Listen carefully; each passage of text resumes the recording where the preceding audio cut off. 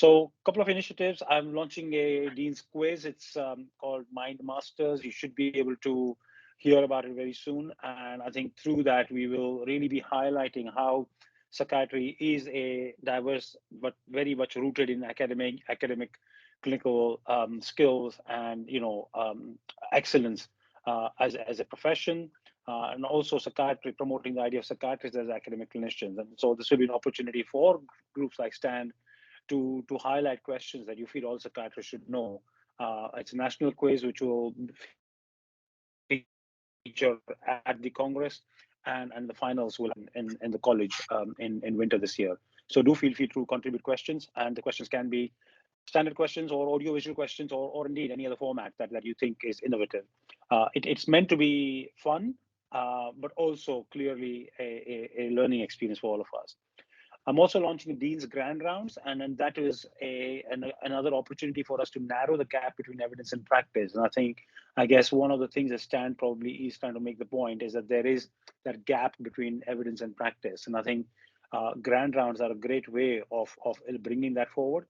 Each of the Grand Rounds, there'll be 8 this year.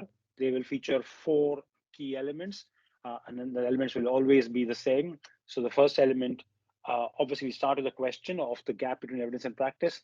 But the first element is lived experience, so a narrative story. The second element is the academic evidence that informs that. How do we reduce that gap? The third element, quite importantly, is the contextual element. That what does it mean for the wider community, not just for that individual patient, but for the wider community. So it allows us to think more broadly about the impact on wider society and wider community. And the fourth element is the QI element, the quality improvement element. So how do we start narrowing the gap? And then we from the college will appoint QI coaches to support the presenters in actually delivering a 6-month project to start narrowing the gap.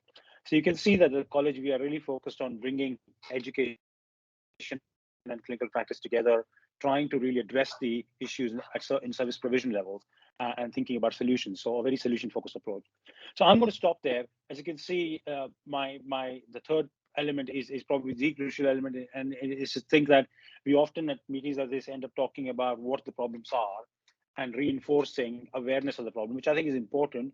But I also hope that we can start thinking of solutions. And it's great to see, Connor, you are here today. And I think, as you know, college has been working on some of these areas already. So we've got a great base to start. And I just want to end with a message that we are fully supportive, and I think of the college as your college is our college, and that we can all work together to start implementing some of the solutions, and think hopefully at the end of the day today, we will come up with some concrete action points that we can take as individuals, but also as organizations.